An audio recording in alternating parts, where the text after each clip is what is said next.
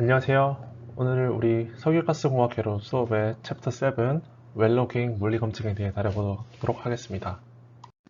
물리검증, 즉 웰로깅이란 레저버의 다양한 여러 가지 파라미터들을 측정하기 위한 방법 중 하나고요. 우리가 웰로깅을 통해서 측정할 수 있는 자료들은 록 타입, 그리고 우리가 시추를 했을 때 웰보의 다이미터, 각 깊이에 따른 온도와 압력, 그리고 우리가 하이드로카본을 보존하고 있는 그 포메이션의 페인 thickness, porosity, 그리고 각각의 saturation 등과 같은 정보를 얻을 수 있습니다. 우리가 지난 수업 시간에 배웠던 원시 석유 보존량 OIIP 계산이 다음과 같았는데요.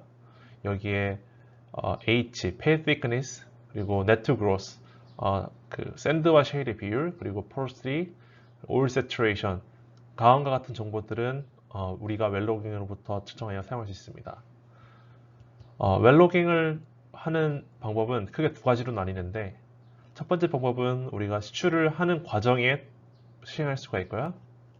지난 시간에 배웠던 바텀홀 어셈블리 그 위에다가 각각의 다양한 측정 장비들을 둔다고 하면은 우리가 시추를 하면서 웰보로 내려가는 동안 다음과 같은 정보들을 측정할 수 있는데, 그것을 로깅 while drilling 혹은 measurement while drilling, 줄여서 LWD 혹은 MWD라고 하고요.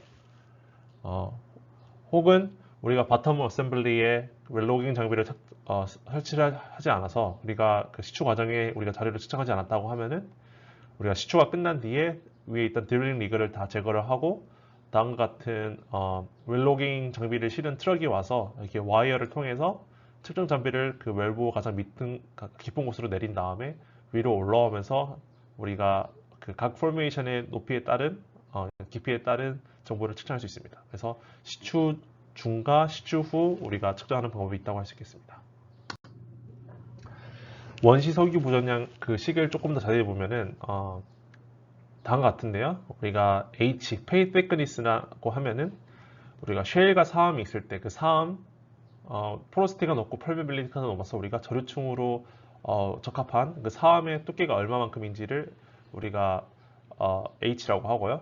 그리고 이 사암층이 완전히 100% 사암이면 좋지만 이게 100% 사암이 아니라 그 사이에서도 쉐일이 일부 함유되어 있을 수 있습니다. 그래서 그 전체 부피 중 그 사암의 비율이 얼마만큼 되는지를 net to gross라고 하고요.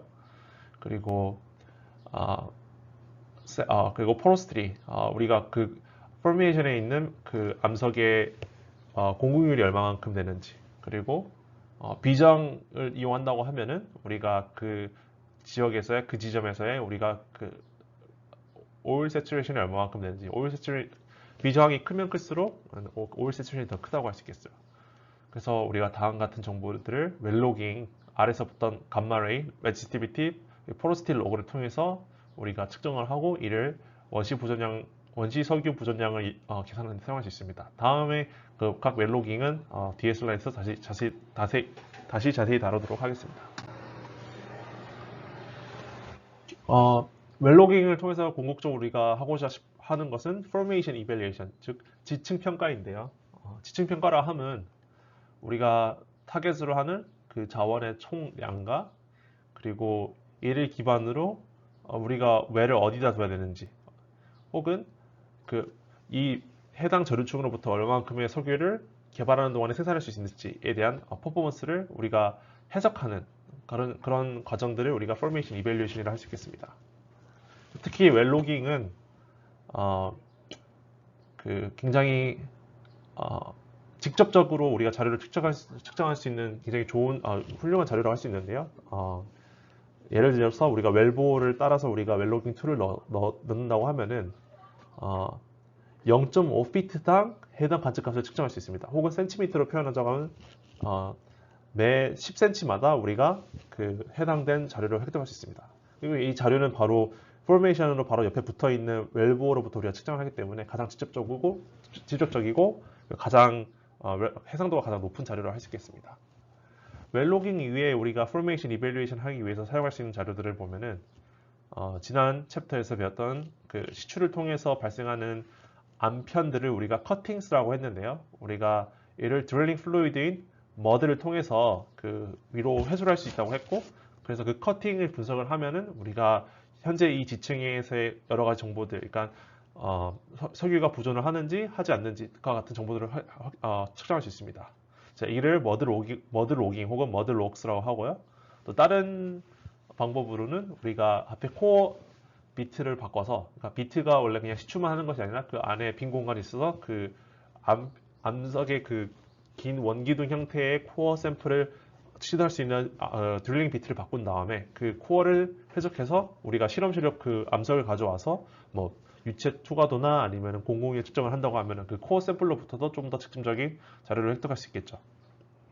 그리고 지하에 있던 유체를 우리가 회수를 한다고 하면은 우리가 실험실에서 또 마찬가지로 압력과 온도의 변화에 따른 뭐 부피 변화 이런 PBT 테스트를 우리가 시행을 한다고 하면은 뭐 capillary pressure 혹은 interfacial tension 그리고 relative permeability 같은 정보들을 우리가 획득할 수 있습니다.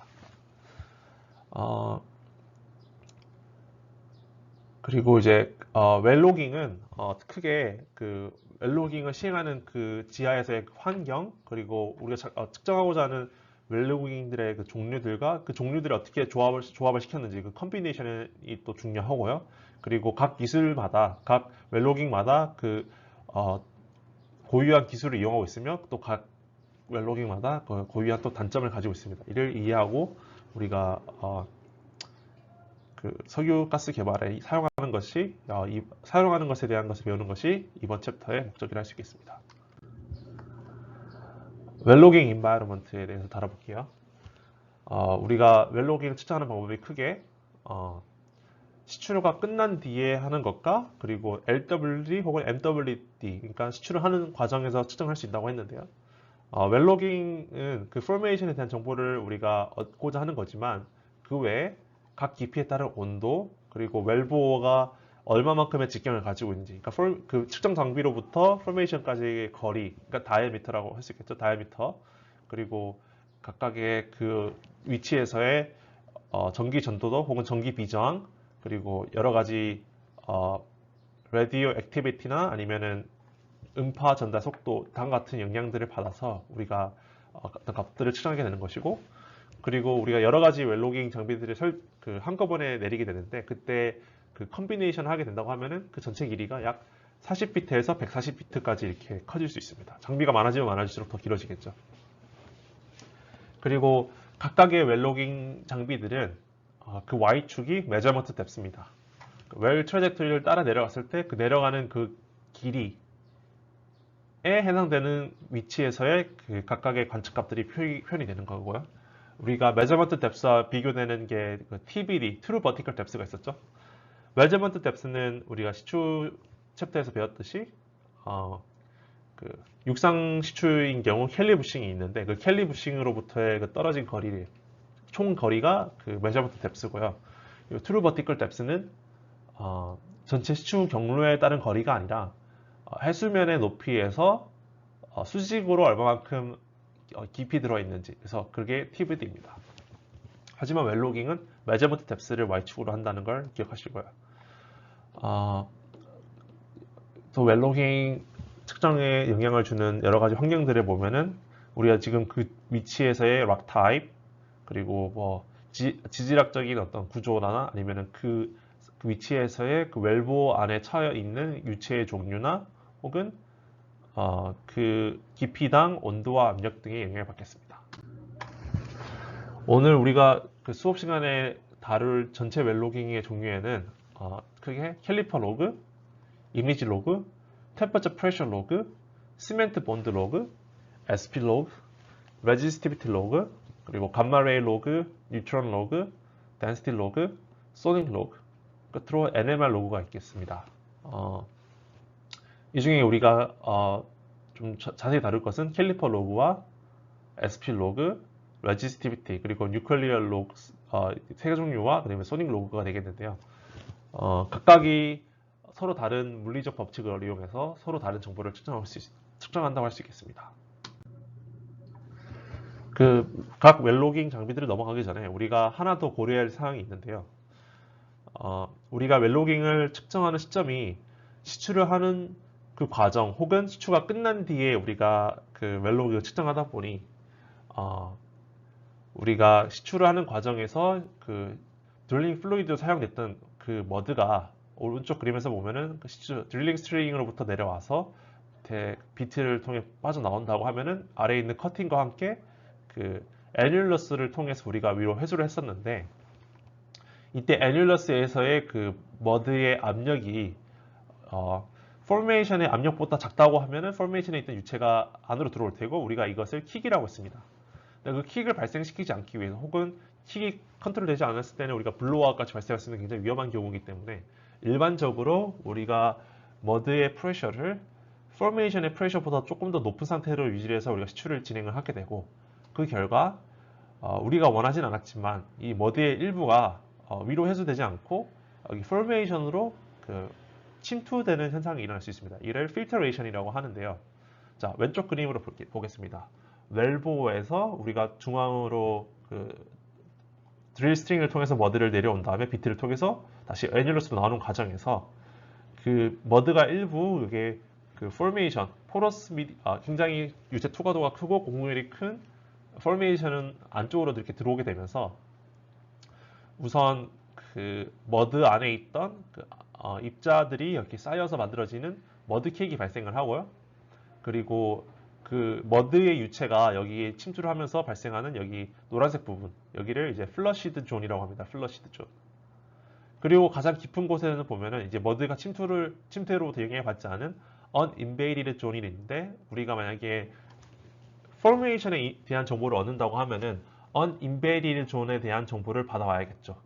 플러시드 존이나 혹은 머드 케이크, 여기 이 부분에서 우리가 어떤 자료를 측정한다고 하면은, 여기서부터 측정하는 자료는 우리가 그 포메이션의 고유한 정보가 아니라 우리가 시추를 통해서 발생한 인위적인 정보가 되기 때문에 이를 고려하는 것이 중요하겠습니다. 그리고 플러시드 존과 uninvaded 존 사이에 있는 여기 이 부분을 트랜지션 존이라고 하고요.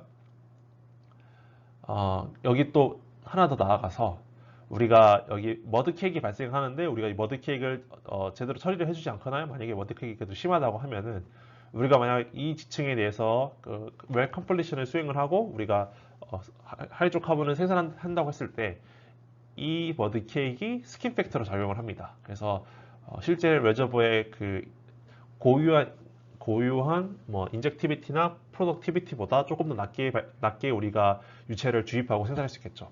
그래서 거기 우리가 스킨 팩터에서도 우리가 머드 케이크를 고려할 필요가 있습니다. 그리고 시추하는 과정에서 우리가 케이스를 설치를 한다고 했는데, 웰로깅 장비도 우리가 케이스가 있는 상태에서 측정하는 것과 케이스가 없는 상태에서 측정하는 두 가지 종류가 있다고 할 수 있겠는데요. 먼저 케이스가 없는 상태에서 우리가 오픈 로깅을 하게 된다고 하면은, 아무래도 그 포메이션으로부터 당장 직접적으로 연결되어서 있는 정보를 획득하다 보니 그 사이에 그 이제 스틸로 되어 있는 그 케이싱에 하는 배리어가 없다 보니 조금 더 다양한 정보들을 우리가 더 획득할 수 있습니다. 여기서 우리가 쓸 수 있는 정보들에는 비저항을 측정할 수도 있고, 그리고 그 앞에서 봤던 뉴클리어 로그스나 아니면 음파 로그, 혹은 이미지를 측정할 수도 있습니다. 이미지를 통해서 우리가 그 포메이션에 이렇게 만약에 이게 기울어진 딥이 있다고 하면은 그 기울어진 딥의 방향이나, 아니면은 우리가 어떤 데미지가 있다고 하면은 그 데미지가 어느 위치에 있는지가 같은 이미지를 측정할 수 있겠죠. 하지만 케이스를 설치를 한다고 하면은 우리가 더 이상 그런 이미지를 볼 수가 없고, 또 레지스티비티도 우리가 측정이 불가능해집니다. 왜냐하면은 우리가 여기 그 안에 그 쇠로 된 굉장히 전도도가 가장 큰 이 쇠가 받고 있기 때문에, 하지만 그 오픈홀이 아닌 경우에 케이싱을 설치한 경우에도 보면은 우리가 다음과 같은 웰로그를 측정할 수 있는데요. 첫 번째는 시멘트 본드 로그. 시멘트 본드 로그는 우리가 케이싱을 설치하고, 그리고 그 시멘트를 주입을 해서 이제 시추 웰보의 외벽과 케이싱이 잘 붙어 있는지 이렇게 고정하기 위해서 시멘트를 고정하는데요. 우리가 시멘트를 주입을 하고, 그리고 충분한 시간이 지나서 얘가 잘 안정화되면 그때 그 다음을 우리가 시추를 하게 됩니다. 근데 이때 시멘트가 고루균질하게 여기 시추 외벽으로 잘 분포하는지를 측정하기 위한 로깅 장비가 시멘트 본드 로그인데요. 이는 우리가 케이스를 설치한 다음에 시행을 하겠죠. 그리고 감마선의 레디에이션으로 측정을 할 수도 있습니다. 감마선 그 쇠를 투과를 해서, 그 스틸을 투과를 해서 우리가 감마선을 받을 수가 있기 때문에, 감마레이 같은 경우에는 우리가 케이싱이 있는 경우에도 측정할 수 있습니다. 그 외에 뭐 온도나 아니면은 만약에 플로우 레이트 측정한다고 하면 플로우 레이트나 혹은 다양한 뭐 프로덕션 로그를 우리가 측정할 수 있겠죠. 하지만 위에보다는 훨씬 종류가 작아진 걸 확인할 수 있습니다.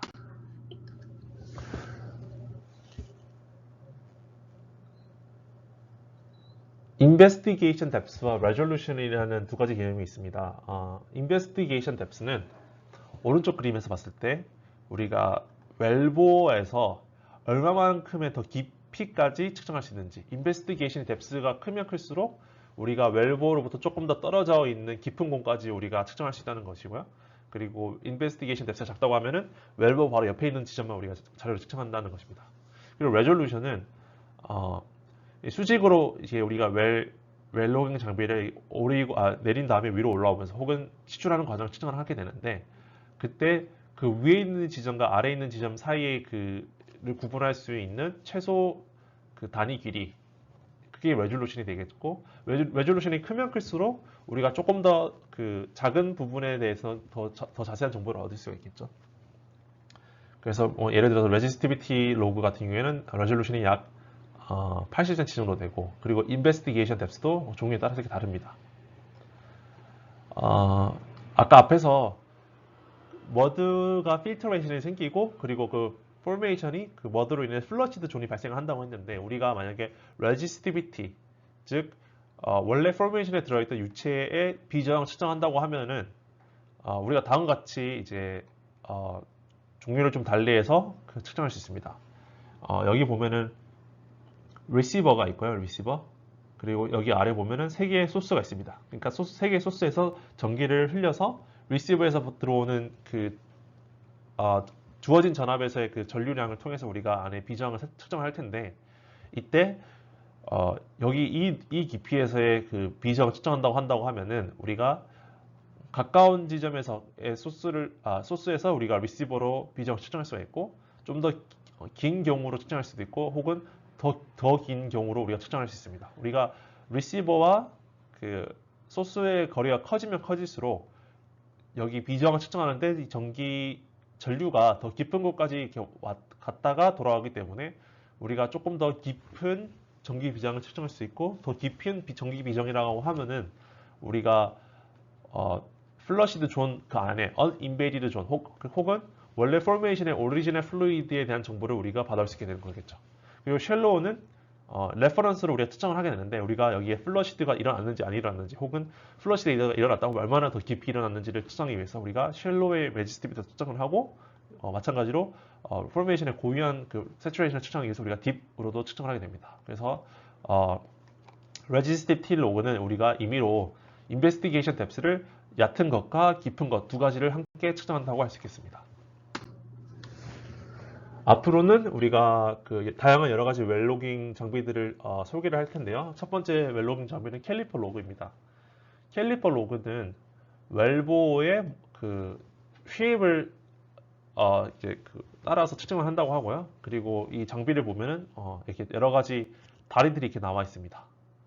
만약에 이 장비를 위로 올리면서 측정한다고 하면은 만약에 웰보가 커진다고 하면은 다리가 좀 더 펴질 거고, 혹은 웰보가 더 줄어든다고 하면은 그 다리가 좀 더 줄어들어서 여기 벌어지는 각도를 측정한다고 하면은 우리가 웰보가 얼마만큼 커지고 혹은 작아지는지, 그리고 한 방향으로 더 커졌다고 하면은 몇 번째 다리가 더 커지고 작아졌는지를 통해서 우리가 어느 방향으로 더 커지고 어느 방향으로 더 작아졌는지 같은 정보를 측정할 수 있겠죠.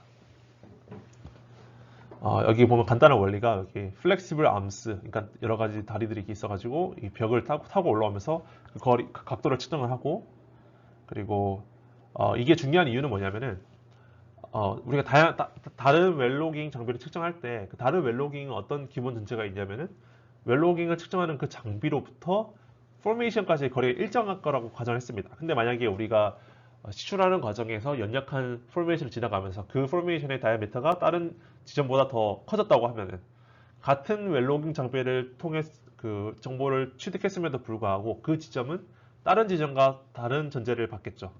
그 장비와 그 포메이션의 거리가 달라지겠죠. 그래서 다음과 같은 그 역량을 우리가 미리 파악을 하고 이를 수정해주기 위해서 캘리퍼 로고를 수행하게 되겠습니다.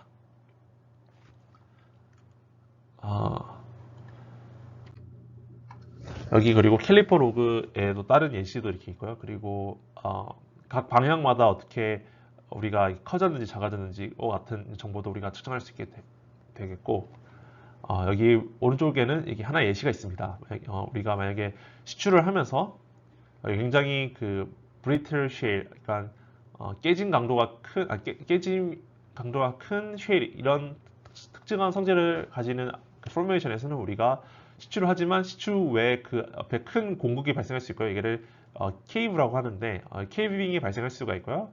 혹은 슬러핑 쉘, 물과 만나서 어떤 반응을 통해서 얘가 부풀어 오르는 포메이션이 있을 수 있고, 그리고 굉장히 펄메빌리티가 큰 샌드스톤인 경우에는 우리가 아까 앞에서 봤던 머드킥이 또 발생할 수 있습니다.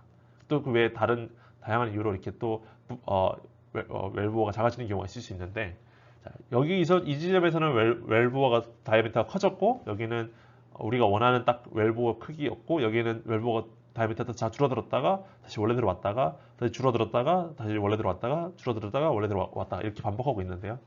우리가 여기 가까하게 내려오면서 보는 Y축이 메저먼트 뎁스고요. 메저먼트 뎁스를 따라서 이상적인 경우는 우리가 이 점선을 따라서 웰보어의 다이아미터가 일정한, 그러니까 비트의 크기와 같은 이렇게 일정한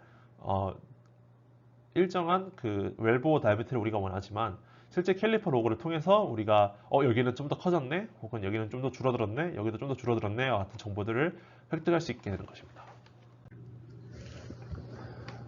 두 번째 그 웰로깅 장비는 리서로지, 우리가 암석의 종류, 암상이라고 하는데요. 암상을 측정하기 위한 장비로 특유의 감마레이 로그와 SP 로그가 있습니다.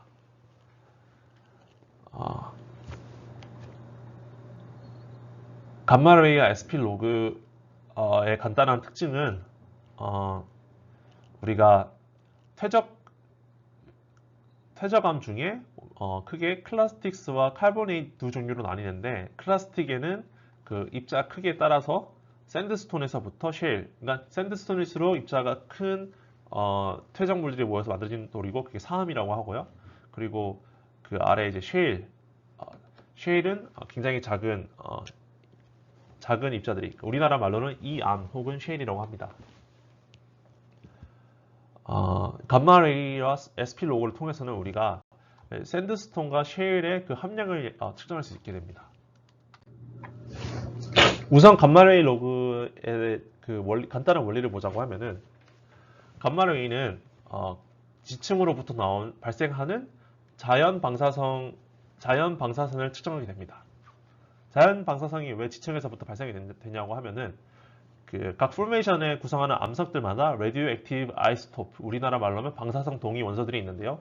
그 종류에는 우라늄, 토륨, 그리고 칼륨이 있습니다. 칼륨은 포타슘과 같은 이름입니다. 우라늄, 토륨, 칼륨이 일반적으로 그러니까 쉐일이라는 암석에 더 많이 분포를 하고 있기 때문에, 우리가 포메이션에서 측정하는 자연 방사선의 양이 많아지면 많아질수록 우리가 여기는 쉐일이고, 작아지면 작아질수록 그와 반대되는 샌드이라는 것을 우리가 확인할 수 있습니다.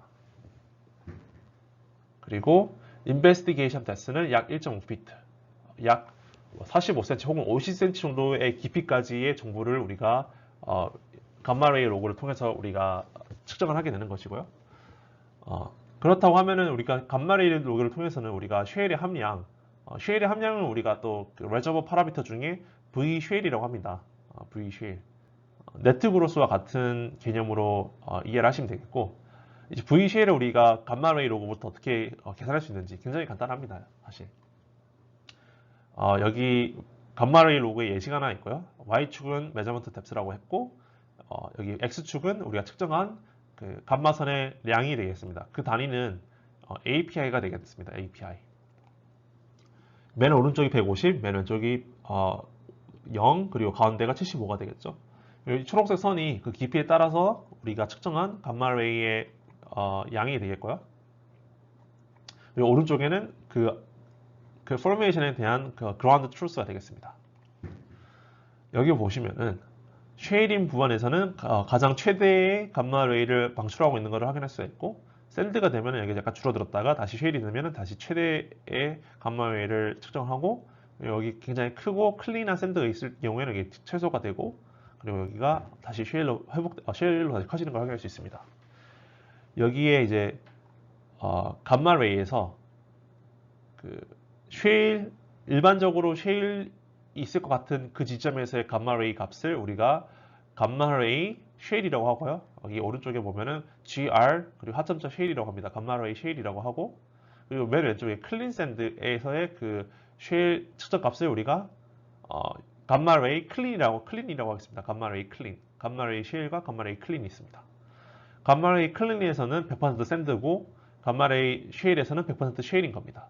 만약에 그 사이에 있는 여기 예를 들어서 제일 작은 게 35 API고 제일 큰 게 135 API인데 만약에 90 API가 나왔다. 그럼 이 지점에서의 VCL을 계산한다고 하면은 우리가 다음과 같은 식을 쓸 수가 있는데요. 우리가 각 깊이마다의 측정한 감마 레이 마이너스 클린의 감마 레이 값, 그러니까 여기서는 35 그리고 감마 레이 쉐일에서는 135 여기는 다시 35를 빼준다고 하면은 여기 90을 넣게 됐을 때 얘를 계산하게 됐을 때 우리가 55%가 나오고, 즉 그 말은 여기 샌드층에서의 쉐일의 함량이 55%, 샌드의 함량은 45%라고 할 수 있겠습니다. 그래서 이렇게 굉장히 단순한 계산을 통해서 우리가 감마 레이로그로부터 쉐일의 함량을 바꾸는 것을 확인했었고요. 다음으로 SP 로그에 대해서 설명을 해보겠습니다. SP 로그는 앞서 감마 레이 로그와 같이 암상의 종류를 분석하는 웰로깅 장비인데요. 앞에서 감마 레이는 자연 방사선을 측정했다고 하면은 SP 로그는 Natural Potential Difference, 즉 Spontaneous Potential을 측정하게 됩니다. 그래서 SP 로그, Spontaneous Potential의 앞 글자를 따와서 우리가 SP 로그라고 하고요. 그러면 전이라고 하면은 한 전극과 다른 전극 사이의 전이차를 말을 하는데, 어디와 어디 사이의 전극인지를 보면 왼쪽 그림을 보시게 된다고 하면은 여기 맨 위가 이제 지상, 그러니까 지표에 해당되고요. 그리고 우리가 웰 보호를 따라서 웰로깅 툴을 넣는다고 하면은 그 웰로깅 장비가 있는 그 포메이션과 맞닿아 있는 지점, 이 두 번째 여기를 두 번째 전극이라 할 수 있겠습니다. 그래서 위에 전극이 하나 있고 아래 전극이 하나 있는, 그러니까 위에 있는 전극은 땅이 붙어있기 때문에 우리가 얘를 접지라고 하죠. 접지. 이 SP 로그는 그 두 전극 사이에서의 자연적으로 발생하는 전이차를 측정하기 때문에 우리가 인위적으로 소스나 리시버를 통해서 전류를 흘려줄 필요가 없습니다. 그 말은 우리가 웰로깅 장비 내에 다른 전원 장치를 넣어서 그 인위적으로 전류를 흘려주는 것이 아니라, 다만 여기에 전극을 하나 두고 다른 한 곳에 전극을 두었을 때 그 사이에서의 자연 전이차를 우리가 측정하게 되는 것이고요. 오른쪽 그림을 통해서 SP 로그로부터 우리가 어떻게 VCA를 측정할 수 있는지 개략적으로 설명해 드리겠습니다. 마찬가지로 Y축은 measurement depth에 해당되고요. 파넬에서는 각 깊이마다 우리가 측정한 SP 로그가 되겠습니다. Y축에 다니는 피트고요. 그리고 약 2470피트부터 약 2560피트 사이의 그 값들이 기록되어 있습니다. 확인할 수 있습니다. SP 로그의 그 단위는 밀리볼트입니다. 밀리볼트. 그리고 관측된 그 값들 중에 제일 오른쪽에 있는 끝단을 우리가 쉐일 베이스라인이라고 얘기를 하고요. 그리고 맨 왼쪽에 있는 끝단을 잡아서 맨 제일 먼 쪽에 있는 왼쪽 끝단과 오른쪽에 있는 끝단 그 사이의 거리를 우리가 SSP 또는 Static Potential이라고 정의를 하고, 그리고 맨 왼쪽과 맨 오른쪽 그 사이 거리, 그 사이에 있는 거리들, 예를 들어서 이 지점에서의 V쉘을 측정한다고 하면은 이 지점에서의 우리가 읽은 값에서 여기 오른쪽까지 거리를 계산한다고 하면은 얘를 Pseudo Static Potential 혹은 PSP라고 합니다. 우선 SSP를 본다고 하면은 맨 오른쪽 끝이 20mV고요. 그리고 맨 왼쪽 끝이 마이너스 15mV입니다. 마이너스라는 말은 뭐냐면은 플러스일 때는 이제 여기가 플러스 전극으로 이게 작동을 했다고 하면은, 마이너스라고 하면은 오히려 여기가 플러스고 여기가 마이너스가 되는 경우를 의미합니다. 그래서 20에서부터 제일 왼쪽 끝인 마이너스 15를 뺀다고 하면은 약 여기서 여기까지 거리가 35mV가 되고요. 우리가 이 지점에서의 VC를 측정한다고 했을 때 이 지점의 PSP는 20에서 마이너스 8, 여기 지금 이 값이 마이너스 8로 읽히기 때문에 마이너스 8을 뺀 28, 이거죠? 그러면은 VCL은 우리 아래와 같은 식으로부터 계산을 하는데 1 마이너스 SSP 분의 PSP, SSP가 위에 35mV였고 PSP가 28V였으니까 이를 빼면은 약 0.2, 약 20%가 나오게 됩니다. 그 말은 뭐냐면은 여기 이 지점에서의 쉐일 함량은 20%가 되고 그와 반대로 샌드의 함량은 나머지 80%가 된다고 확인할 수 있겠습니다.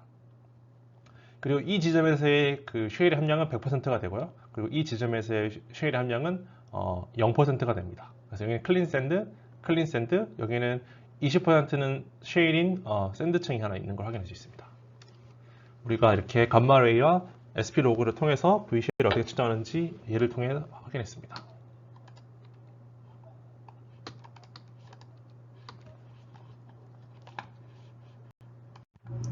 감마레이, 즉 V 쉐일이 어떻게 변하는지에 따라서 깊이에 따른 그 V 쉐일의 변화에 따라서 우리가 과거 디지락적인 퇴적 환경을 유출할 수 있는데요.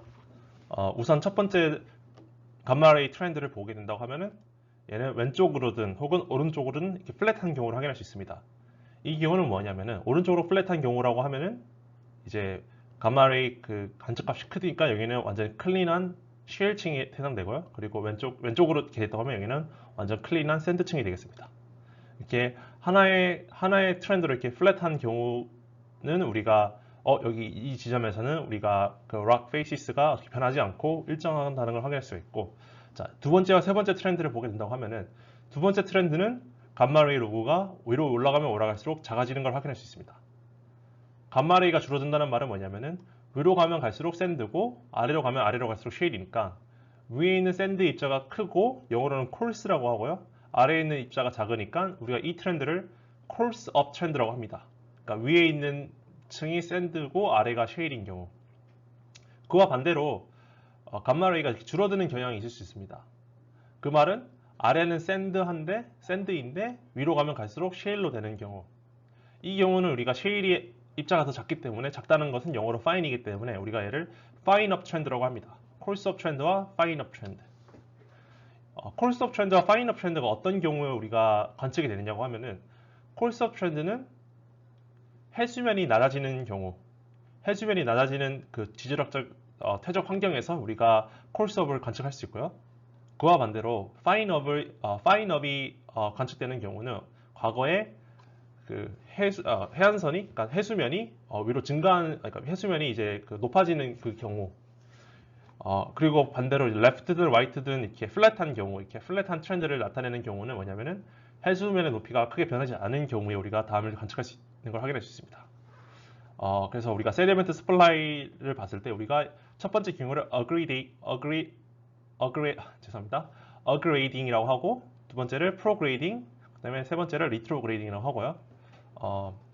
왜 어그레이딩과 프로그레이딩과 리트로그레이딩에서 다음과 같은 트렌드가 나타나는지는 오른쪽 그림, 그리고 자세히는 여기 아래 유튜브 링크를 통해서 설명을 확인할 수 있습니다. 우리가 이 수업에서는 이제 웰로깅을 좀 더 집중적으로 다루기 위해서 여기 안에 더 자세한 내용을 다루지 않도록 하겠습니다. 그 다음 저희가 다룰 웰로깅 장비는 세 가지 종류가 있습니다. density, sonic, neutron log. density는 밀도를 측정하는 웰로깅 장비고요. 그 지점에서.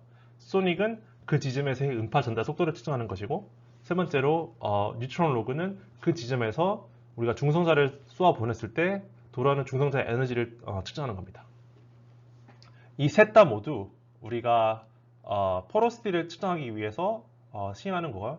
포로시티 하나를 측정하는 데 있어서 우리가 세 가지를 동시에 하는 이유는 어느 하나가 실패를 해도 나머지 두 개를 통해서 포로시티를 측정하는 게 첫 번째고, 그리고 뒤에서 설명하겠지만 그 댄시 로그와 뉴트론 로그가 만약에 상반되는 경우가 생기는데, 그 경우는 우리가 그 지점에 우리가 그 이제 기체 상태로 있는 가스 상태의 하이드로카본이 존재하는 것을 확인할 수 있기 때문에 우리가 다음과 같은 이유로 하나만을 통해서 우리가 포로시티를 측정하지 않고 일반적으로 세 개를 동시에 측정합니다. 그 중에 덴시티 로그를 한번 보겠습니다. 덴시티 로그는 그 원리가 우리가 감마선을 이제 측정 장비로부터 배출을 하게 된다고 하면은 그 포메이션에 있는 그 포메이션을 구성하는 원자들이 감마선을 받았을 때 만약에 얘가 받는다고 하면은 그 포메이션을 구성하는 원자의 전자가 들뜬 상태가 되어서 다시 감마선을 방출하게 되고요. 이와 같은 원리로 일부는 그 감마선이 다시 되돌아오는 경우가 있고, 그게 아닌 경우는 그냥 다시 그 포메이션 깊은 곳으로 들어와서 회수되지 못하는 경우가 있을 수 있겠습니다.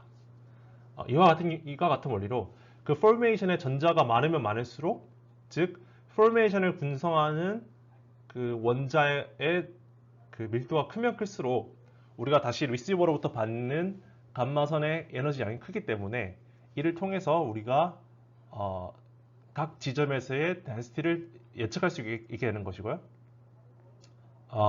아래 예시에서 보면은 우리가 bulk density, 그러니까 formation의 density, 우리가 측정한 density가 약 2.3 g per cc인 경우에 우리가 그 rock matrix, 그러니까 그 VCA를 통해서 이 rock matrix가 얼마만큼의 밀도를 가지고 있는지를 알 수 있겠죠.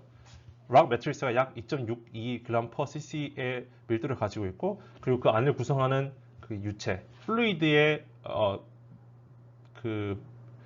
density가 0.869 g per cc인 걸 알고 있다고 하면은 우리가 방금 측정한 이 bulk density에서의 porosity를 우리가 예측할 수 있습니다. 그 식이 어떻게 되냐면은 오른쪽에 있는 식과 같고요. 이는 지난 시간에 배웠던 챕터 3 정도에서 배웠던 우리 porosity를 소개를 하면서 배웠던 식과 일치합니다. bulk density는 1 porosity의 매트릭스의 density에다가 플러스 공공률 곱하기 플루이드의 porosity입니다. 그래서 얘를 porosity를 계산하기 위해서 식을 정리를 해주면은 매트릭스의 density 마이너스 플루이드의 density 분의 매트릭스의 density 마이너스 bulk density가 되고요. 우리가 여기 식을 넣었을 때 약 13.8%의 porosity를 우리가 여기 이 지점에서 확인할 수 있는 겁니다. 이와 같이 rock matrix의 density를 알고 우리가 플루이드의 density를 안다고 하면은 우리가 각 깊이에서의 밀도를 측정한 것, 그러니까 bulk density를 알고 있을 때 각 위치에서의 porosity를 역으로 계산할 수 있게 되는 거겠죠. 이번엔 저희가 함께 같이 볼 웰로깅 장비는 resistivity 로그입니다. 전기 비저항을 측정하는 것이고요. 이를 통해서 우리가 포메이션에 있는 유체의 세츄레이션을 측정할 수 있게 되겠습니다. 간단한 원리를 설명해 드리자면은 포메이션에는 크게 두 가지 종류의 유체가 있거든요. 하나는 물, 다른 하나는 하이드로카본.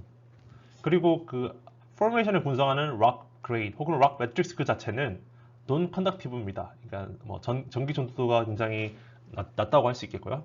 근데 그 사이에 있는 porosity, 그러니까 그 사이에 있는 포어, 공극 안에 있는 유체는 하이드로카본 혹은 워터인데, 만약에 하이드로카본이 들어있다고 하면은 하이드로카본 자체는 레지스티비티가 굉장히 클 테고, 이거 물이 들어있다고 하면 물은 굉장히 레지스티비티가 작을 겁니다. 그래서 우리가 포메이션의 비저항을 측정했을 때 이 비저항이 크게 나오느냐 낮게 나오느냐에 따라서 그 위치에 있는 플루이드가 워터인지 혹은 하이드로카본인지를 유추할 수 있겠죠.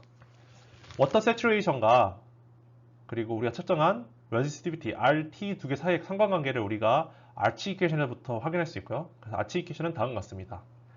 SW, 즉 그 지점에서의 워터 세츄레이션은 RT라고 하면은 우리가 방금 측정한 resistivity, 그러니까 포메이션의 true resistivity, 그리고 RW는 포메이션에 있는 물의 순수한 전기 비저항, 그러니까 물의 비저항입니다. 그리고 상수 F가 붙어서 그것의 n분의 1승이 되겠고요. 그리고 오른쪽을 보면은 resistivity 로그는 앞에 있는 다른 웰로깅 장비들과 다르게 큰 차이점이 하나 있는데요. 그것이 바로 이제 선이 하나로 나오는 것이 아니라 두 개 혹은 세 개로 나오는 것입니다. 앞서 설명드렸을 때 우리가 investigation depth를 설명하면서 resistivity 로그를 측정할 때는 우리가 소스와 리시버의 그 사이의 거리를 조절해서 작은 거리에서 측정하게 된다고 하면은 investigation depth가 낮아서 shallow resistiv이를 측정하고, 리시버와 그 소스 사이의 거리가 커진다고 하면은 우리가 전류가 더 깊은 쪽까지 들어오기 때문에 investigation depth가 더 커서 deep resistivity를 측정한다고 했습니다. 이 선이 세 개 있다는 것은 뭐냐면은 하나는 deep, 하나는 shallow, 그 사이에 있는 것은 medium resistivity, 그 중간, 완전히 깊지도 않고 완전 얕지도 않은 그 중간 단계의 resistiv이를 하나 더 측정한 것인데요. 우리가 만약에 다음과 같이 세 개의 선이 일정하게 똑같이 오다가 이게 벌어지는 경우가 발생을 합니다. 이 경우는 무엇을 의미하냐면은 여기 지금 이 지점에서 shallow resistivity, 즉 여기 이 선이 낮게 나다는 말은 뭐냐면은 shallow resistivity가 낮다. 그건 무엇을 의미하냐면은 그 위치에서의 그 드릴링 플루이드가 필터레이션이 일어나가지고 필터레이션이 일어났기 때문에 그 지점에 resis티비티가 굉장히 낮게 나왔지만 실제 포메이션, uninvaded 존의 그 실제 포메이션의 resis티비티는 deep resis티비티가 가지고 있는 여기 이 값에 해당되겠죠. 그래서 deep과 shallow 사이의 괴리가 발생한다고 하면은 우리가 거기서 여기 위치에서는 드릴링 플루이드가 침투를 해서 우리가 다음과 같은 변화가 생겼으니까 그거에 따른 또 조치를 취해야겠다는 걸 확인할 수가 있고요. 두 번째로 우리가 만약에 여기서 실제 포메이션의 레지스티비티를 포메이션의 워터 세츄레이션을 측정한다고 하면은 쉘로우 걸 사용하는 것이 아니라 딥을 사용해야겠죠. 딥을 사용해야지 우리가 더 깊은 unembedded 존에 대한 인포메이션을 우리가 가지고 오는 것이기 때문에 그래서 그걸 확인할 수 있습니다. 아치이케이션의 조금 더 자세한 설명을 여기 슬라이드에 확인할 수 있는데요. 1942년에 제안된 식은 앞에서 봤듯이 SW는 RO 나누기 RT의 n분의 1승이고요. RO라는 말은 뭐냐면은 그 포메이션이 100% 물로 그러니까 지층에 있는 워터로 세츄레이트 된 경우에 그때 락의 레지스티비티가 RO입니다. 근데 RO를 우리가 그때마다 측정할 수 없으니 우리가 F라는 그 또 다른 상관관계를 만드는데 그 F는 여기 RW가 곱해지고요. RW는 순수한 물의 레지스티비티, F는 그 지층에 있는 포어 시스템에 관련된 그 인자입니다. 그래서 F를 우리가 어떻게 또 그 관계식을 얻냐고 하면은 F는 A 나누기 포로시티의 M승. 포로시티는 우리가 다른 멜로깅으로부터 측정할 수가 있고 M과 A가 각각 A는 톨트위스티 팩터고 M은 세멘테이션 팩터로 다음 같은 그 값 사이에서 우리가 보통 일반적으로 움직이는데 이 값들은 우리가 실험을 통해서 정확한 값을 얻게 됩니다. 그렇다고 하면 F를 완전히 풀어 쓴다고 하면은 자, SW 즉 워터 세츄레이션은 그 위치에서의 포로시티의 M승 곱하기 우리가 측정한 레지스티비티 RT, R2고요. RT는 지금 그 트루 레지스티비티를 의미를 하고 분의 A 곱하기 순수한 물 100%의 레지스티비티의 n분의 1승. n은 또 다른 상수인데 이거는 saturation exponent라고 합니다. saturation exponent도 우리가 실험을 통해서 우리가 그 위치를 해석하기 필요한 n, m 그리고 l을 가지고 오게 되는 거죠. 이를 통해서 우리가 각 위치에서 측정된 레지스티비티를 가지고 있다고 하면은 얘를 우리가 saturation으로 바꿔서 식을 바꿔서 계산할 수 있습니다. 다음은 일반적인 웰로깅 장비를 측정했을 때 그거를 이제 시각화한 그래프를 나타내고 있고요. 첫 번째 컬럼에는 일반적으로 VC에 관련된 감마레이와 SP로가 들어가고 두 번째 컬럼에는 resistivity, 각각이 실선은 deep, 그리고 점선은 medium, 짧은 점선은 shallow입니다. 그리고 세 번째는 우리가 포러시티와 관련된 뉴트론, 벌크, 덴시티 로그 혹은 소닉 로그가 있다고 하면 소닉 로그까지 이렇게 보통 나타내 주는데요. 모두 Y축은 메저먼트 뎁스로 일정한 것을 확인할 수 있습니다. 다음과 같이 우리가 웰로깅을 측정했다고 하면은 우선 감마레이 로그 초록색 선으로부터 우리가 여기는 쉐일이고 여기는 100% 클린한 샌드라는 걸 확인할 수가 있고요. 그러면은 여기가 우리가 포로스티나 아니면은 펄미밸리가 좋을 샌드니까 여기가 레저버로 우리가 크게 타겟을 둘 수 있겠다는 걸 확인할 수가 있고 두 번째로 그때 그러면 여기가 이제 우리가 레저버라고 했을 때 그럼 그 레저버 페이존에다가 페이존에 레지스티비티 측정했더니 우리가 이제 딥이나 쉘로우나 아니면 미디엄을 보는 것이 아니라 일단 딥을 봤을 때 우리 아래에 있는 부분을 보면 레지스티비티가 굉장히 낮게 나왔고 위에 있는 부분은 레지스티비티가 굉장히 크게 나왔습니다. 그 말은 뭐냐면은 아래에 있는 부분은 물, 즉 브라인에 해당된다고 할 수 있겠고요. 브라인은 이제 염수를 말합니다. 염수. 이게 소금이 아니라 그 다른 이온들이 존재 많이 하는 그런 물, 염도가 높은 물. 그리고 이제 여기 오른쪽에 나와 있는 레지스티비티가 큰 부분, 이 부분에서는 우리가 이 지점에서는 우리가 하이드로카본이 있겠구나라는 걸 확인할 수 있겠고요. 그러면은 여기가 이제 오일 워터 컨택트가 되고 아래로는 아큐퍼가 되고 그 위로 이 하이드로카본이 있는 걸 확인할 수 있습니다. 그리고 우리가 예를 들어서 뉴트론 포로시티 로그, 검은색 선을 통해서 우리가 각 위치에서의 포로시티를 측정할 수 있는데, 아무래도 쉐일에서는 포로시티가 굉장히 이렇게 포로시티가 굉장히 낮은 것을 확인했다가 이게 샌드인 위치에서는 포로시티가 굉장히 커지는 것을 또 확인할 수가 있고요. 또 하나 더 중요한 것은 뭐냐면은 뉴트론 포로시티와 벌크 덴시티가 이렇게 서로 이렇게 일정한 경향을 따라가다가 이렇게 서로가 이렇게 완전히 교차해서 반대로 이렇게 나타나는 경우가 생깁니다. 자, 덴시티는 굉장히 낮은데 포로시티는 굉장히 포로시티는 굉장히 크다고 측정되는 경우, 덴시티는 굉장히 낮은데 포로시티는 굉장히 크다고 측정되는 경우, 이 경우는 뭐냐면은 기체 상태인 하이드로카본이 들어있는데 기체 상태의 하이드로카본이 곧 가스. 그러니까 하이드로카본이 여기서부터 여기까지 들어있는 것 같지만 여기 위에 부분에서는 가스가 포함되어 있고 나머지 아래 부분은 여기 이 부분에는 오일이 들어있는 것을 확인할 수 있습니다. 그래서 우리가 뉴트론과 덴시티를 같이 측정하는 이유가 다음과 같은 이렇게 덴시티는 낮게 나오고 포로시티는 높게 나오는 이 구간을 우리가 잡아내기 위해서, 이 구간은 우리가 가스인 걸 알 수 있기 때문에 가스의 유무를 확인하기 위해서 둘을 같이 측정하는 것이고요. 그리고 다음과 같은 효과가 나타나는 것을 우리가 가스 이펙트라고 합니다. 그래서 처음 우리가 있는 감마레이를 통해서 어디가 샌드층이고 어디가 쉐일인지, 그리고 그 샌드층에서는 어디 하이드로카본이 있고 어디에 브라인이 있는지를 레지스티브 로그로 확인할 수가 있고, 그리고 마지막에 각 위치에 포로시티를 측정을 하는데, 근데 이제 그 포로시티를 측정하는 와중에 가스 이펙트가 나타나는 위치를 통해서 우리가 여기 중에 윗부분은 가스가 있구나. 그래서 이 레저버는 가스, 오일, 워터 세 가지가 동시에 존재하는 레저버가 되겠구나라는 것을 확인할 수 있습니다. 그 외 우리 수업 시간에는 다루지 않았지만 기타 다른 웰로깅 장비에는 첫 번째로 보어홀 로그가 있겠습니다. 이미지 로그라고도 하고요.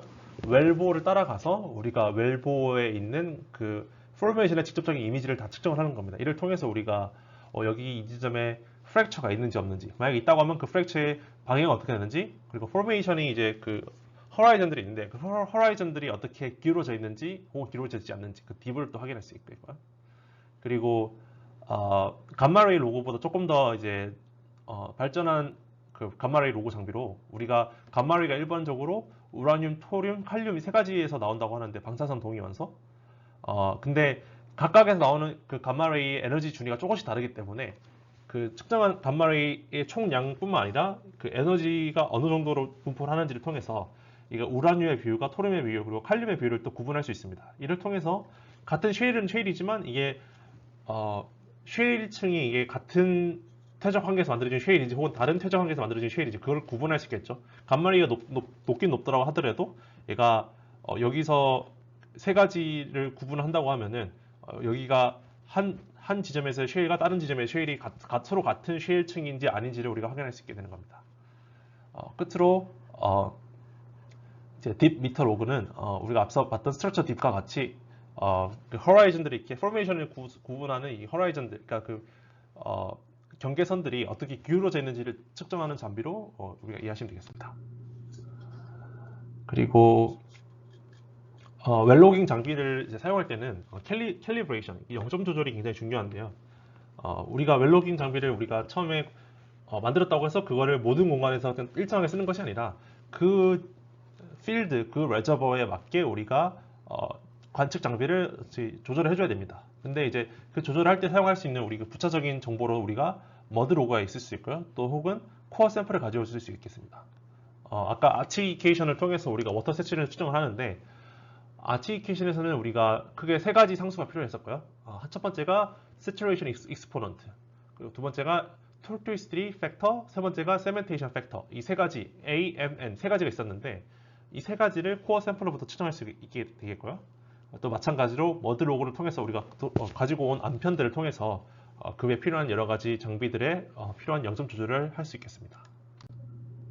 그리고 코어를 측정할 때 우리가 어떻게 코어 샘플을 가지고 오냐면은, 첫 번째는 컨벤셔널 코어링, 그러니까 앞에 있는 코어 비트가 이렇게 생겼고 그 안에 원기둥의 빈 공간이 있는데, 우리가 시추 굴진을 하게 된다고 하면은 옆에는 깎이겠지만 안에는 깎이지 않은 상태로 이렇게 들어오겠죠. 그러면 여기 원기둥으로 된 포메이션 락을 우리가 가져오게 되고, 우리가 얘를 회수를 하게 된다고 하면은 원기둥의 큰 코어 샘플을 가져오게 됩니다. 이게 첫 번째 방법이고요. 두 번째는 뭐냐면은 우리가 다음 같은 사이드웰 코어링이라는 장비를 통해서 이렇게 코어 블렛, 즉 이게 화약을 장착을 해서 안이 비어 있는 이런 실린더를 통해 우리가 그 지표 포메이션으로 우리가 이렇게 쏴주게 되고요. 그러면 이렇게 박히면서 여기 코어 비트보다는 훨씬 더 작은 사이즈의 코어 샘플이긴 하지만 우리가 마찬가지로 코어 샘플을 이와 같은 방법으로 여러 지층에서 여러 높이에서 동시에 측정할 수 있겠죠. 이 방법은 한번 회수를 하면은 우리가 다 집어내고 빼고 이렇게 하는데 트리핑 하는데 굉장히 오랜 시간이 걸리지만 얘는 한 번의 트리핑만으로 우리가 원하는 여러 가지 높이 타겟에서 우리가 그 코어 샘플을 가질 수 있는 장점이 있습니다. 그래서 여기까지 해서 우리가 물리 검증을 다뤄보았고요. 그리고 들어주셔서 감사합니다.